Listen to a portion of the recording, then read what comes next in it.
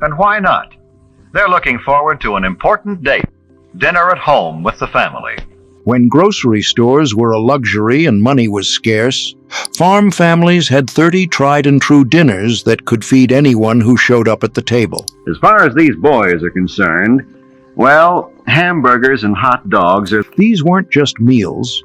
They were masterpieces of resourcefulness that turned simple ingredients into feasts that satisfied the hungriest field workers. These forgotten farmer dinners tell the story of American ingenuity in the kitchen.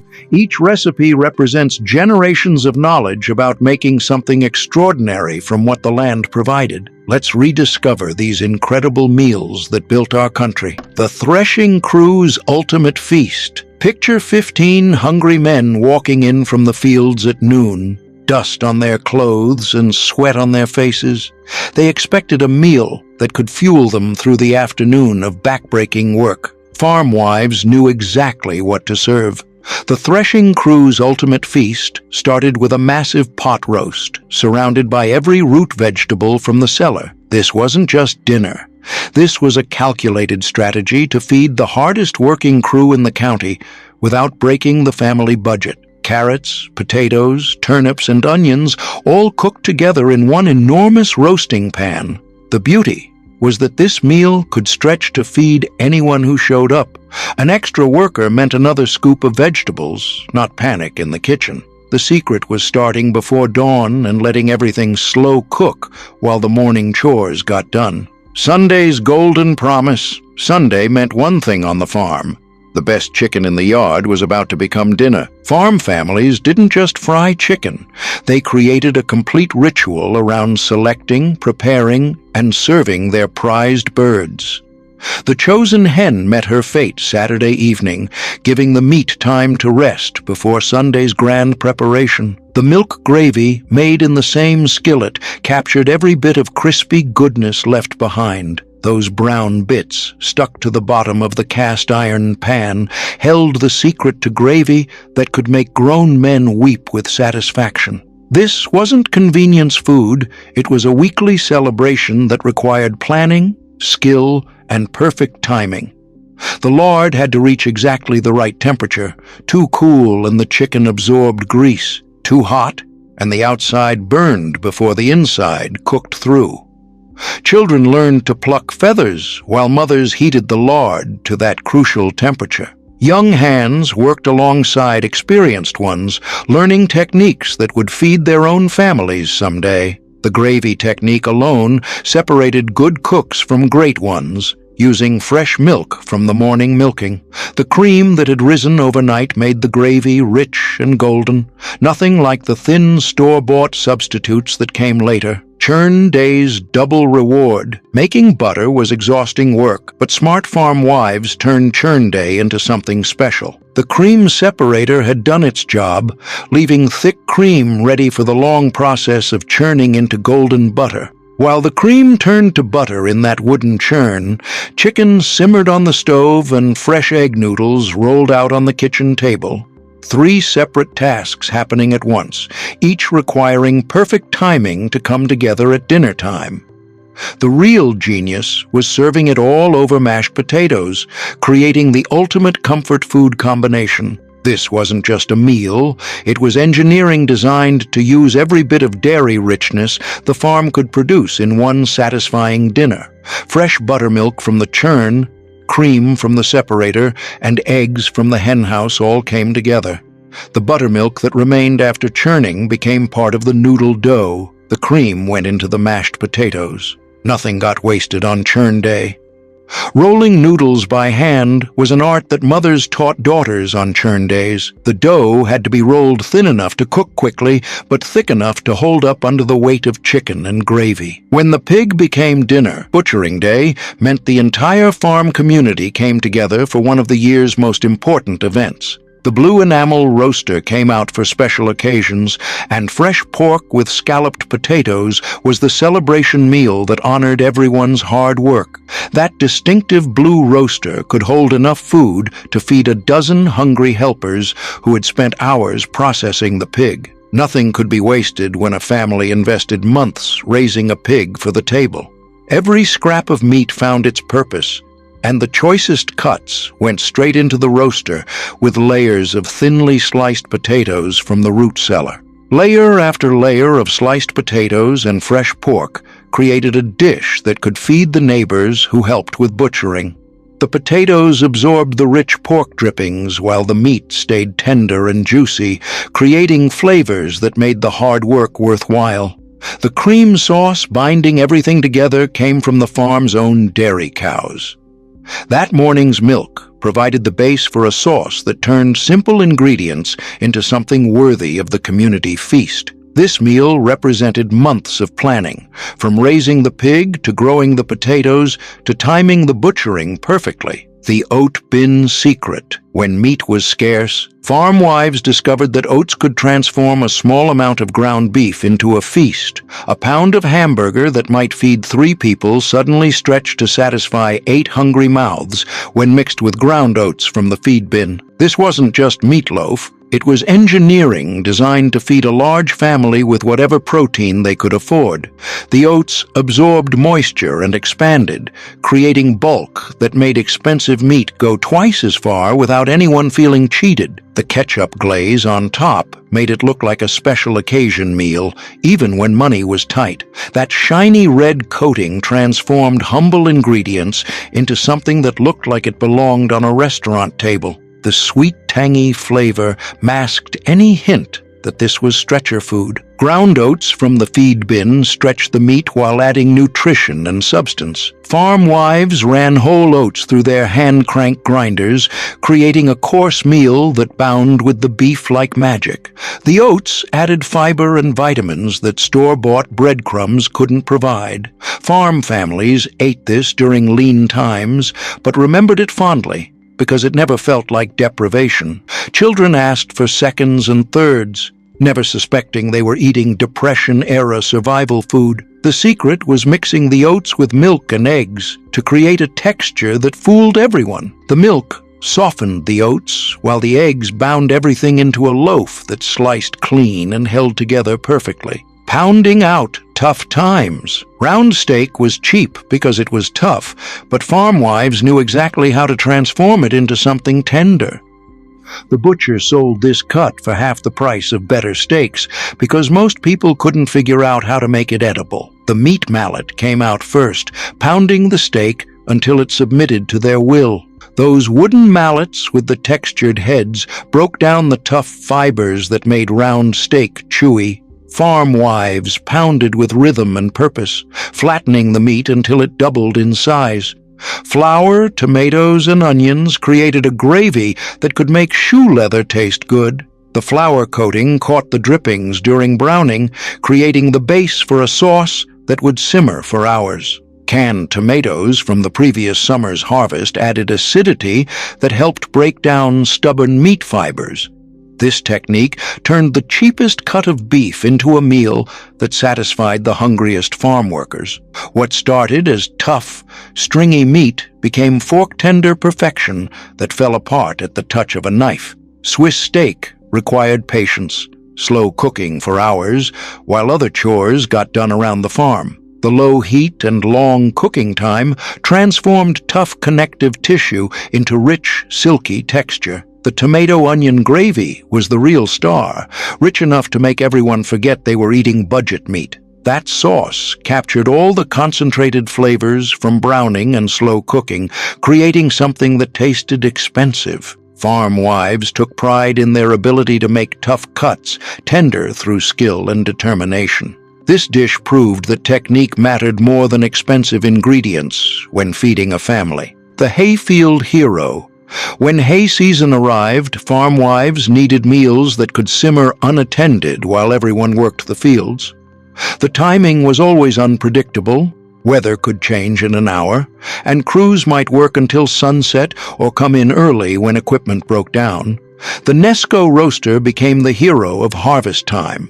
Slow-cooking goulash that would be ready whenever the crew came in. That electric roaster sat on the kitchen counter like a faithful servant, maintaining perfect temperature without any supervision from the cook. Ground beef, noodles, and vegetables all cooked together in one pot that could feed a dozen people. onions, tomatoes, and whatever vegetables were ready in the garden joined the beef and egg noodles in that reliable roaster. The result fed hungry workers without requiring constant attention from farm wives who had their own field work to manage.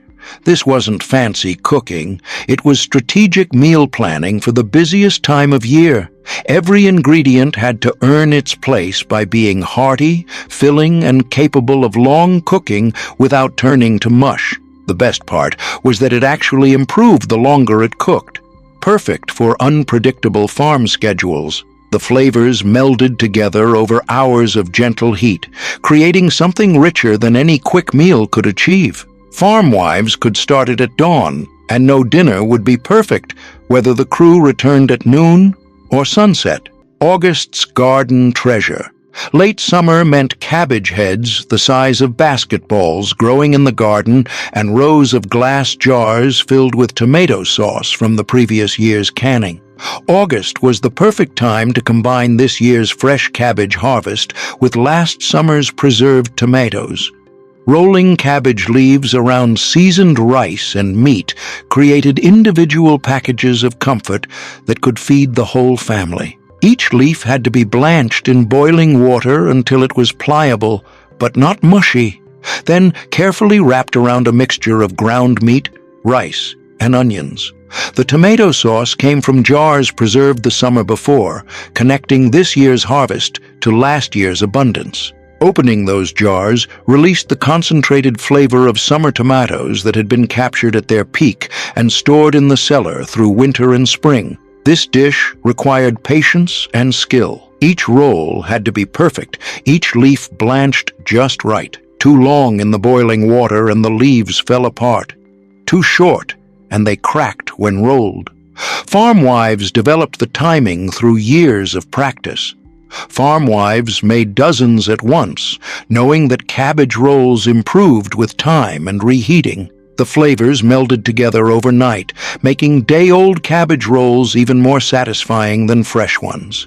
Children learned to help with the rolling, turning meal preparation into family tradition. Small hands were perfect for spreading the filling and rolling the leaves tight enough to hold together during cooking. August cabbage rolls celebrated both the current harvest and the foresight of previous seasons, proving that good planning created year-round abundance from simple ingredients. The old hen's final glory. When laying hens stopped producing eggs, they got one last chance to feed the family with dignity. These old birds had served faithfully for years, providing breakfast eggs and baby chicks. Now their tough meat would become the foundation for one of the most satisfying meals on the farm. The pressure cooker transformed tough old birds into tender meat that fell off the bone. That whistling pot worked magic that regular boiling could never achieve. The steam pressure broke down the stubborn connective tissue that made old hens chewy, turning them into silky, flavorful meat.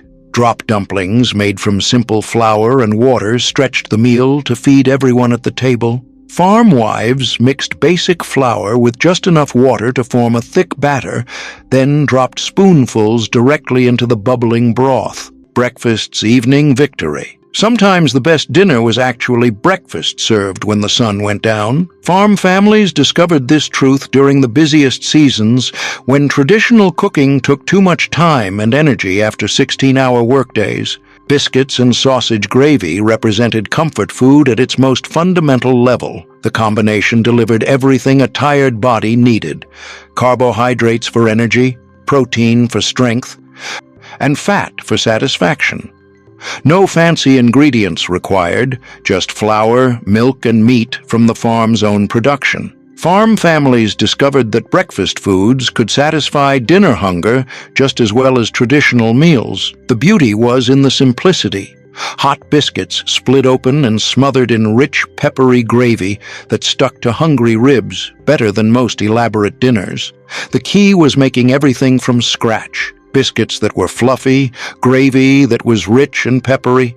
Farm wives used fresh milk from the evening milking and sausage they had made and smoked themselves. Every element connected directly to the land that supported the family. This meal cost almost nothing but delivered maximum satisfaction after long days of physical work. New Year's Lucky Feast. January 1st meant pork and sauerkraut, a tradition that promised prosperity for the coming year. Farm families woke up on New Year's Day knowing exactly what would grace their dinner table that evening. The crock of kraut had been fermenting since autumn, developing the perfect tangy bite through months of patient waiting. That wooden crock sat in the cool cellar, transforming fresh cabbage into something sharp and complex that could cut through the richness of winter pork. Buttered potatoes provided the mild backdrop that let the bold flavors of pork and kraut shine. Those simple boiled potatoes, mashed with fresh butter from the churn, created the perfect neutral canvas for the intense combination of salty pork and sour cabbage. This wasn't just a meal, it was a ritual that connected farm families to their German and Eastern European roots. Immigrant families brought this tradition across the ocean, believing that eating pork on New Year's Day would bring wealth because pigs root forward, never backward. The combination was supposed to bring good luck, but it definitely brought satisfaction on cold winter days. The rich pork fat warmed bellies, while the tangy kraut provided vitamins that fresh vegetables couldn't supply in the middle of winter. Farm wives planned this meal months in advance, timing the kraut fermentation perfectly. Making kraut in late summer meant it would be ready for New Year's dinner after months of slow transformation in the cellar. Every family had their own variation, but the core combination never changed: pork, kraut, and potatoes. New Year's dinner represented hope, tradition, and the promise that preserved foods would carry families through winter. Church basement classic. Some meals were so popular they appeared at every church supper and community gathering.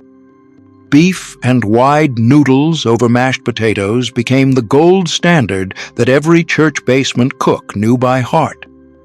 This combination satisfied everyone from small children to the hardest-working farmers in the congregation. The wide egg noodles provided substance that thin pasta couldn't match, while tender beef gave protein that kept field workers going through long afternoons. Church basement cooks knew that simple, hearty food brought communities together better than fancy dishes. They understood that comfort food had to work for everyone, from toddlers in high chairs to elderly members who needed easy-to-chew meals. The secret was using plenty of butter and cream to make everything rich and satisfying. Fresh butter melted into the mashed potatoes, while cream bound the beef and noodles into something that felt like a warm hug on a plate. Storm night salvation. When bad weather trapped families indoors, pantry ingredients had to create satisfying meals that could lift spirits and fill stomachs. Storm nights meant no trips to town and no fresh ingredients from the garden. Whatever sat on the shelf had to become dinner. Canned tuna, frozen peas, and white bread became the foundation for emergency comfort food that actually tasted good. That tin of tuna transformed from simple fish into the protein base for something that felt substantial and warming during cold, stormy nights. Farm families learned to make this combination taste like a treat rather than emergency rations. The key was seasoning the cream sauce well with salt, pepper, and whatever herbs were available. Toasting the bread until it could support the weight prevented soggy disappointment. Stormy weather meals proved that comfort could come from the simplest combinations when prepared with care and attention. Field thermos magic. Taking hot meals to workers in distant fields required containers that could keep food warm for hours. The old thermos jug became the lifeline between the farm kitchen and crews working acres away from the house, maintaining serving temperature through morning and afternoon shifts. Sloppy Joes, made from home-canned tomato sauce, traveled better than almost any other hot meal. The thick sauce clung to the ground beef without separating during transport, and the mixture actually improved after sitting in the thermos for hours as flavors melded together. The sauce was made during tomato season and stored in jars for year-round convenience. Farm wives processed bushels of ripe tomatoes in late summer, creating dozens of quart jars filled with rich, seasoned sauce that would become countless field meals throughout the year. Rainy day perfection. When weather stopped outdoor work, farm wives used the time to create meals that required extra attention. Rain drumming on the roof meant a chance to tackle the kind of cooking that busy seasons never allowed, the careful, time-intensive dishes that made a house feel like home. Chicken pot pie with homemade lard crust was the ultimate rainy day project. This wasn't a quick dinner thrown together between chores. This was an all-day labor of love that transformed simple ingredients into something that could feed a family for days. Every ingredient came from the farm: chicken from the yard, vegetables from the garden, cream from the dairy. The filling combined whatever vegetables were available with tender chicken meat and rich cream sauce, creating a complete meal wrapped in golden pastry. Rainy day cooking allowed time for the careful techniques that busy seasons didn't permit. Rolling out pie crust and assembling the filling became a meditative break from the usual farm rush. Each step required patience and attention that field work rarely allowed. Sweet cream skillet gold. Fresh corn from the garden met sweet cream from the separator in a cast-iron skillet that made magic happen. August mornings meant walking through rows of corn taller than a man's head, selecting ears with kernels so tender they popped when you pressed them with your fingernail. Salt pork cracklings added the smoky, salty crunch that made this simple side dish unforgettable. Those golden bits of rendered pork fat brought texture and flavor that transformed sweet corn into something that belonged on Sunday dinner tables. The cast iron held heat perfectly, caramelizing the corn while the cream created a luxurious sauce. That seasoned skillet distributed temperature evenly, browning corn kernels without burning while the cream reduced into something golden and rich. Salt pork cracklings were the leftover treasure from rendering lard, too good to waste. After making lard for pie crusts and frying, those crispy bits waited in glass jars, ready to transform ordinary vegetables into something extraordinary. Calving season comfort. When spring calving season arrived, farm families needed meals that could simmer unattended during long nights in the barn. Pregnant cows required constant watching, and someone had to check on them every few hours through the night. There was no time for complicated cooking when new calves might arrive at any moment. Chili became the perfect solution, hearty, warming, and better after hours of slow cooking. The longer it simmered on the back of the stove, the richer the flavors became. Farm wives could throw together ground beef, beans, and tomatoes in the morning, and no dinner would be waiting whenever the family could gather around the table. Cast-iron cornbread baked in the same reliable pan every time, creating crispy edges and tender centers. That seasoned skillet had been making cornbread for years, developing the perfect non-stick surface that modern pans couldn't match. The hot iron created a golden crust while keeping the inside moist and crumbly. Ham steak morning glory. Ham steak with red-eye gravy represented Southern farm cooking at its most distinctive. This wasn't found on tables up north or out west. It was pure Southern tradition that marked a family's regional roots as clearly as their accent. Sliced apples cooked in butter until they were tender and golden, their natural sweetness cutting through the rich saltiness of ham and the bitter edge of coffee gravy. This meal could appear at breakfast, dinner, or supper because it satisfied at any hour. Red-eye gravy required strong coffee and the skill to balance those intense flavors without letting one overpower the others. Too much coffee, and the gravy turned bitter. Too little, and it lacked the distinctive punch that made it memorable. And the skill to balance those intense flavors without letting one overpower the others. Too much coffee, and the gravy turned bitter. Too little, and it lacked the distinctive punch that made it memorable. Farm-cured ham provided the intense flavor that made this simple meal unforgettable. Hams that had been salt-cured and smoke-aged for months delivered concentrated taste that store-bought meat couldn't match. Fried apples used fruit that might be past fresh eating, but perfect for cooking. Slightly soft apples that wouldn't keep much longer found new purpose in the skillet. Ham steak dinners represented regional traditions that connected farm families to their cultural roots. Haying day strategy. Hay season demanded meals that could cook themselves while everyone worked in the fields. When weather was perfect for cutting and baling, every hand was needed from dawn to dusk. There was no time for complicated cooking that required constant attention. Kielbasa and cabbage in a vinegar skillet required minimal attention, but delivered maximum satisfaction. The smoky Polish sausage provided protein that could sustain hard-working crews, while the cabbage stretched the meal to feed everyone who showed up at the table. The vinegar brightened the rich sausage and tender cabbage, creating a perfect balance of flavors. That splash of vinegar cut through the fat from the kielbasa and added the tangy bite that made this simple combination memorable. The acid also helped break down the cabbage fibers, making everything tender. This meal used ingredients that could withstand long cooking without losing their appeal. Kielbasa was already fully cooked, so it couldn't be ruined by extra time in the skillet.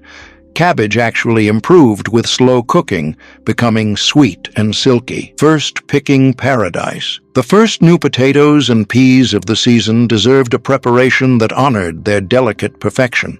Farm wives watched their gardens carefully in late spring, waiting for those marble-sized potatoes and tender pea pods that signaled winter was finally over. Creamed new potatoes and peas represented the reward for months of waiting through winter and spring. After eating stored root vegetables and canned goods for months, these first fresh vegetables tasted like pure sunshine on a plate. These vegetables were so tender and sweet, they needed only cream and butter to become extraordinary. The natural sugars in baby peas and new potatoes were at their peak, requiring no fancy seasonings or complicated preparations to shine. First picking meals celebrated the return of fresh food after a winter of preserved and stored ingredients. Opening the root cellar had sustained the family through cold months, but nothing matched the taste of vegetables pulled from warm spring soil.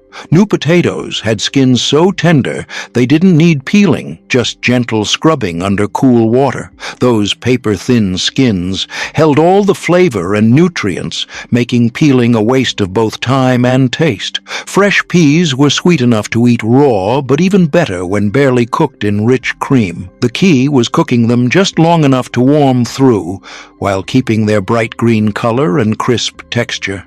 This dish marked the turning point from winter scarcity to summer abundance.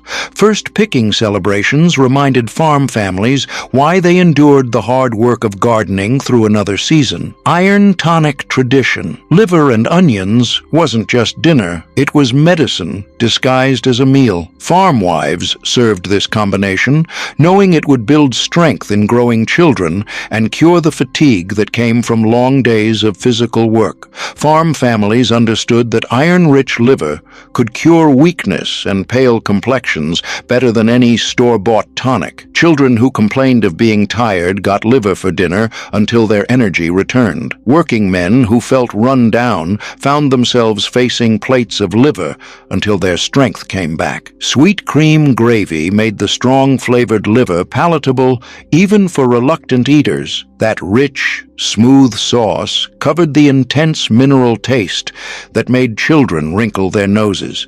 The gravy transformed medicine into comfort food that even picky eaters would finish.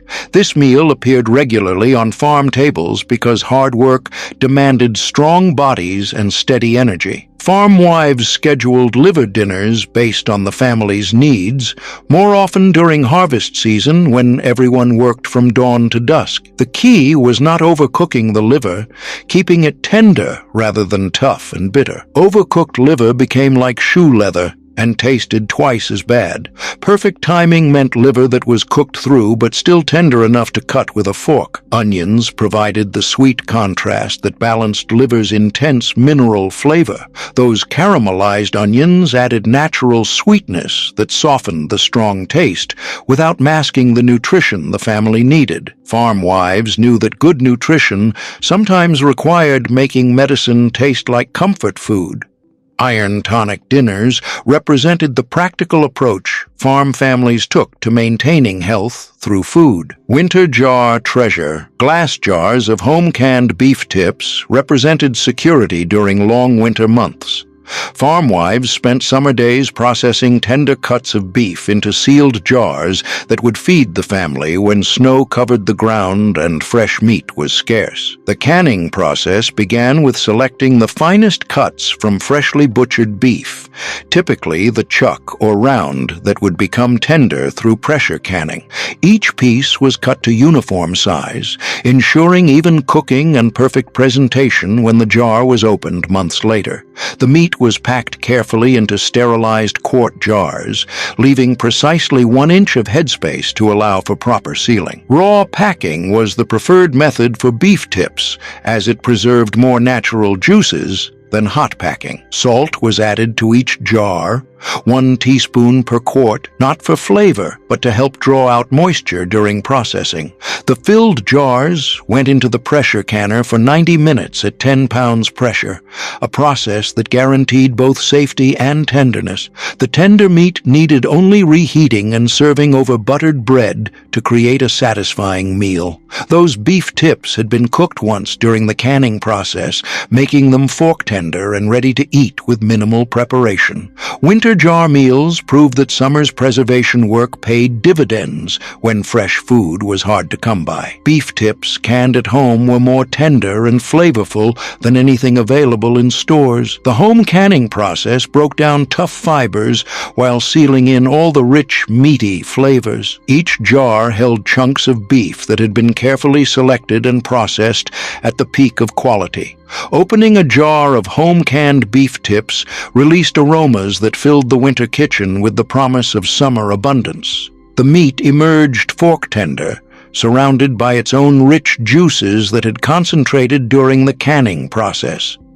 Steam rising from the heated contents created instant comfort on the coldest days. Timber Edge Bounty. When hunting season provided venison, farm families knew exactly how to transform wild game into civilized dinners. The successful hunter who brought home a deer faced the challenge of turning strong-flavored wild meat into something the whole family would eat without complaint. Proper field dressing and aging made the difference between good venison and meat that tasted too wild for family consumption. The deer had to be field dressed immediately, cooled quickly, and aged in the cold barn for at least a week. This aging process allowed natural enzymes to break down tough fibers while developing more complex flavors. Venison roast with onion gravy required techniques that tamed the strong flavors of wild meat. Farm wives soaked the roast in milk overnight to draw out the blood and gamey taste. Then they rubbed it with salt and herbs before slow roasting it with plenty of onions that would become the base for rich rich gravy. The milk soaking process was crucial for family acceptance of wild game. Fresh milk, changed twice during the soaking period, drew out the blood that created metallic flavors. The roast emerged from its milk bath, looking paler and milder, ready for seasoning that would complement rather than mask its natural flavors. Slow roasting at low temperature prevented the meat from becoming tough and stringy. The roast went into a 275-degree oven surrounded by sliced onions that would caramelize during the long cooking process. This gentle heat broke down tough fibers without drying out the lean wild meat. Saturday's boiler feast. Saturday meant using the big boiler to create meals that could feed everyone with minimal effort. Farm wives brought out that large pot, knowing they could transform scraps and leftovers into something that would satisfy the hungriest workers without requiring constant attention. Ham bones, cabbage, and rutabagas simmered together into a complete dinner that cost almost nothing. Those bones from Sunday's ham still held plenty of meat and flavor, while cabbage from the garden and rutabagas from the root cellar added substance and nutrition. It was the family's largest vessel, often holding 4 to 6 gallons, seasoned black from years of use over wood-fired stoves. This was serious equipment for serious cooking, the kind of pot that could feed a threshing crew or provide meals for multiple days without breaking a sweat. Timing was everything with boiler meals. Smart farm wives started the pot bubbling right after breakfast cleanup, knowing that 8 hours of gentle simmering would transform tough ingredients into fork-tender perfection. The ham bones went in first, alone, to create a rich base broth that would become the foundation for everything that followed. The boiler method extracted every bit of flavor and nutrition from ingredients that might otherwise be wasted. That slow, gentle cooking pulled the last traces of meat from the bones while creating a rich broth that made everything taste expensive. Steam would rise from that pot all day, filling the kitchen with aromas that promised satisfaction. Saturday boiler dinners used leftovers and scraps to create meals that satisfied better than costly ingredients. Ham bones from previous meals still had enough meat clinging to them to create rich, satisfying broth that formed the foundation of the entire meal. Those bones often came from 3 or 4 different Sunday dinners, accumulated in the cold cellar until enough gathered to justify firing up the big boiler. Root cellars provided the winter vegetables that turned bone broth into complete meals. Cabbage heads wrapped in newspaper stayed crisp through winter months, while rutabagas buried in sawdust remained sweet and firm until spring. These storage vegetables had been selected in fall specifically for their keeping qualities and their ability to improve with slow cooking. Rutabagas were the forgotten root vegetable that added sweetness and substance to winter meals. These purple-topped roots had been stored in the cellar since fall, developing natural sugars that balanced the salty ham and mild cabbage perfectly. Unlike turnips, which could turn bitter, rutabagas grew sweeter during storage, their starches converting to sugars that created natural sweetness without added cost. The layered cooking process required understanding each ingredient's timing. Rutabagas needed hours to become tender, so they joined the bones early in the process. Cabbage went in during the final 2 hours, long enough to become silky, but not so long that it disappeared into mush. Seasonings came last. Farm wives tasted and adjusted until the broth sang with perfect balance. This cooking method required patience, but rewarded families with deeply flavored, nutritious food. The long, slow simmer allowed all the flavors to blend together while the tough rutabagas became tender and the cabbage melted into silky sweetness. Saturday boiler meals proved that the best dinners often came from the humblest ingredients and the willingness to let time work its magic. Leftover pan magic. Leftover cornmeal mush became the foundation for a completely different meal the next day. Farm wives never threw away the thick, golden mush that remained after breakfast. Instead, they poured it into a loaf pan and let it cool overnight in the cellar until it became firm enough to slice. Transformation began with perfect cornmeal mush preparation the day before. This wasn't thin, watery porridge, but thick, substantial mush that could support a spoon standing upright. The cornmeal had to be stirred constantly during cooking to prevent lumps, creating a smooth golden mass that would hold its shape when cooled.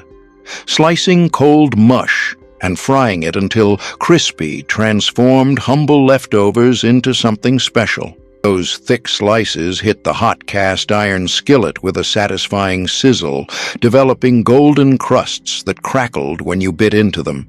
The outside turned crispy, while the inside stayed creamy and smooth. The slicing technique mattered as much as the cooking. Slices cut too thin would fall apart in the pan, while thick slices wouldn't develop proper crusts. The perfect slice measured about 3/4 of an inch thick, substantial enough to hold together, but thin enough to cook evenly. Sharp knives were essential. Ragged cuts created uneven surfaces that wouldn't brown properly. Cast iron skillets, preheated until water droplets danced across the surface, provided the intense heat needed for proper crusting. A thin layer of bacon grease or lard prevented sticking while adding flavor that complemented the corn's natural sweetness. The first side needed to develop a deep golden crust before flipping. Impatience resulted in torn, uneven surfaces. Sausage syrup made from drippings and a touch of sweetener created the perfect topping. Farm wives saved the fat and brown bits from breakfast sausage, then mixed them with a little molasses or honey. The result was a sweet, savory sauce that made fried mush taste like dessert. Creating sausage syrup required understanding the balance between sweet and savory elements. Too much sweetener made it cloying, while too little left it just greasy. Brown bits from the sausage, those caramelized proteins and fats, provided the complex flavors that elevated simple drippings into something worth saving. This technique proved that farm families never truly had leftovers, just ingredients for tomorrow's meal. What looked like waste became the star of the next day's breakfast or supper, depending on when hunger struck. The timing flexibility made fried mush perfect for unpredictable farm schedules. Fried mush slices had crispy outsides and creamy centers that satisfied both texture and flavor cravings. Every bite delivered contrasts that made simple cornmeal feel exciting. Sausage syrup balanced sweet and savory flavors in a way that made breakfast feel like dessert. Leftover transformation was an art form that farm wives mastered out of necessity and perfected through practice. They understood that creativity could turn yesterday's breakfast into today's treat. Leftover pan meals represented the ultimate victory of creativity over waste. End of season salvation. When the garden season ended, smart farm wives saved every scrap in the freezer for one final feast. Those plastic bags accumulated throughout the harvest months. A handful of green beans here, some corn kernels there, carrot tops that were too good to throw away. The collection process started in midsummer when the first vegetables reached maturity. Every time a farm wife prepared vegetables for canning or fresh eating, the scraps went into labeled freezer bags. Beet greens too tender for the compost, corn kernels cut from imperfect cobs, green beans with slight blemishes that wouldn't look perfect in canning jars. Everything edible found its way into those accumulating bags. Organization became crucial as the bags multiplied. Smart cooks labeled each bag with contents and dates, understanding that some vegetables would contribute better flavors than others. Root vegetable peelings provided earthy depth, while herb trimmings added complexity that elevated simple vegetable scraps into sophisticated soup bases. Kettle soup made from freezer bag ends transformed vegetable scraps into a satisfying meal that could feed the whole family. Farm wives emptied every bag into their biggest pot, creating combinations that changed with each batch, depending on what the season had provided. This wasn't garbage soup. It was the concentrated essence of an entire growing season.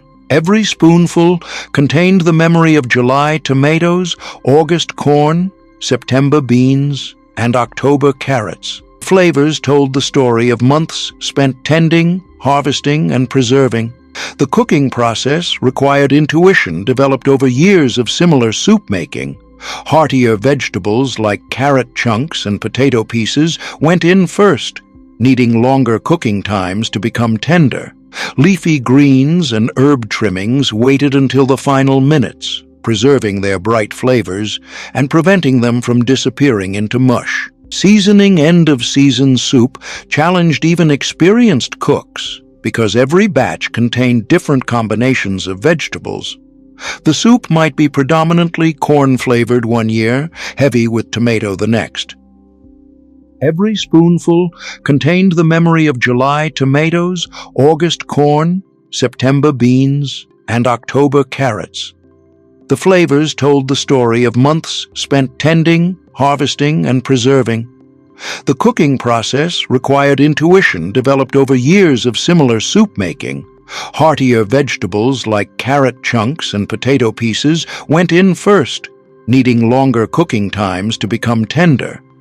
Leafy greens and herb trimmings waited until the final minutes, preserving their bright flavors and preventing them from disappearing into mush. Seasoning end-of-season soup challenged even experienced cooks because every batch contained different combinations of vegetables. The soup might be predominantly corn-flavored one year, heavy with tomato the next. Each batch required tasting and adjusting, building flavor layers that would complement whatever vegetables dominated that particular harvest. Every vegetable that was too small to preserve individually found its purpose in the season-end kettle. Those few green beans that didn't fill a canning jar, the corn kernels cut from cobs with blemishes, the beet greens that were too tender to waste. Everything had value in this final celebration. The variety of vegetables created complex flavors that couldn't be achieved with any single ingredient. Each pot was different because each garden produced its own unique combination of abundance and oddments. This unpredictability became part of the soup's charm. No two batches would ever taste exactly the same. Farm families looked forward to this soup because it tasted like the memory of summer abundance concentrated into one warming bowl.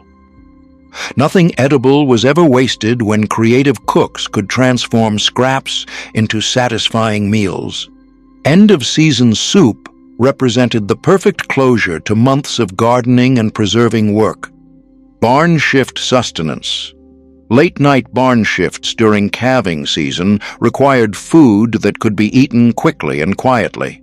When cows were ready to deliver, someone had to check on them every few hours through the night. These midnight meals had to fuel exhausted farmers without waking the whole household. Calving season stretched from February through April, when temperatures could drop below zero and winds cut through multiple layers of clothing. The physical demands of checking pregnant cows, assisting difficult births, and caring for newborn calves in harsh conditions required fuel that would sustain energy through long, cold hours of outdoor work. SOS on baking powder biscuits provided the protein and carbohydrates needed for long, cold nights. That creamed chipped beef on hot biscuits delivered everything a tired body needed: salt, fat, protein, and filling starches that would sustain energy through hours of barn work. The military heritage of SOS, dried beef on toast, known by soldiers as same old stuff, or more colorful variations, made it perfect for farm emergency feeding. Originally designed to provide maximum nutrition with shelf-stable ingredients, it adapted perfectly to farm life where midnight hunger struck without warning and convenience foods didn't exist. Preparation had to be fast enough for someone operating on 2 hours of sleep, but substantial enough to fuel hard physical labor. The cream sauce started with bacon grease or butter. Flour whisked in to create a roux, then milk added gradually to prevent lumps. Dried beef, torn into bite-sized pieces, went in just long enough to heat through without becoming tough. Baking powder biscuits were faster than yeast bread, but still provided the foundation for a substantial meal. Mixed, rolled, and baked in under 30 minutes, these biscuits emerged from the oven light, fluffy, and capable of soaking up every drop of the creamy sauce without falling apart. Garden pickles on the side added the bright acidity that cut through rich, creamy flavors. Those tangy cucumber slices preserved in vinegar provided the sharp contrast that made heavy comfort food feel balanced and complete instead of overwhelming. The pickle choice mattered. Sweet pickles would fight with the savory cream sauce. Barn-shift meals had to be portable, satisfying, and able to provide sustained energy. The combination could be eaten with one hand while holding a lantern with the other. No fancy plates or utensils required, just substantial food that could be consumed standing up in the kitchen before heading back outside. The portability factor couldn't be ignored. Sometimes calving emergencies required eating while walking to the barn or wolfing down food between checking different groups of cattle. Everything had to stay together without making a mess or requiring two hands to manage. SOS was military-inspired comfort food that farm families adapted for their own demanding schedules. The creamed beef mixture traveled well and reheated easily, making it perfect for unpredictable barn duty timing. Baking powder biscuits were faster than yeast bread, but still provided the foundation for a substantial meal. Homemade pickles preserved the garden's brightness for times when fresh vegetables were unavailable. Barn-shift dinners proved that even the most challenging work schedules could include satisfying, nourishing food that honored both necessity and taste. Puller's picnic perfection. When neighbors gathered to pull stumps or raise barns, the meal had to be special enough to thank volunteers for their backbreaking labor. Farm families understood that community cooperation required proper hospitality. You couldn't ask for help without offering something worthy in return. Cold roast beef with horseradish cream represented the finest hospitality that honored hard-working helpers. This combination showed neighbors they were valued members of the community whose time and sweat deserved recognition. The cold presentation made it practical for outdoor serving while maintaining an air of elegance. This wasn't everyday food. It was the best the farm could offer to show appreciation for community cooperation. Farm wives saved their finest cuts of beef for these occasions, knowing that reputation in farming communities traveled fast. Cheap food meant cheap gratitude. Cold roast beef required advanced planning and the best cut the family could afford. The meat had to be cooked perfectly the day before, then chilled overnight to achieve the right texture for slicing. No shortcuts could be taken when the community was watching. Horseradish cream provided the sharp bite that elevated simple roast beef into something memorable. Fresh horseradish root was grated and mixed with cream to create a sauce that cleared sinuses and made simple beef taste sophisticated. That fiery kick separated this meal from ordinary fare. The preparation ritual began before dawn on workdays. Farm wives would rise early to slice the chilled beef paper thin, arrange it on their best platters, and prepare fresh batches of horseradish cream. Every slice had to be perfect because imperfect food reflected poorly on the entire family's reputation. Puller's picnic meals had to be impressive enough to ensure neighbors would return when help was needed again. The combination was elegant enough for company, but practical enough to serve outdoors. Community work meals represented the social bonds that held farming communities together. Friday night tradition. Friday night meant fish, and salmon patties were the affordable way to honor that tradition. Farm families who couldn't afford fresh fish found a solution in those tall cans of pink salmon that sat on pantry shelves year-round. Canned salmon became crispy, golden patties that satisfied fish cravings without breaking the budget. Farm wives mixed the flaked salmon with breadcrumbs and eggs, then shaped them into patties that sizzled in hot cast-iron skillets.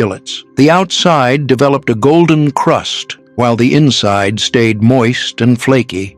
The art of salmon patties lay in the proportions. Too much filler made them taste like breadcrumbs. Too little made them fall apart in the pan.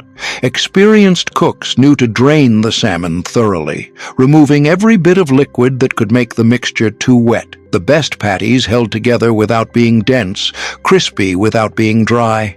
Creamed peas provided the rich, comforting side that made this simple meal feel complete. Those bright green peas, whether fresh from the garden or frozen from the previous season, simmered in cream sauce that balanced the salty salmon perfectly. The cream sauce was never thick enough to mask the peas' sweetness, but rich enough to coat each one with velvety smoothness. Vinegar slaw added the bright, tangy crunch that balanced the rich salmon and creamy peas. Farm wives shredded cabbage from the garden and dressed it with vinegar and a touch of sugar, creating a crisp contrast to the warm, creamy elements on the plate.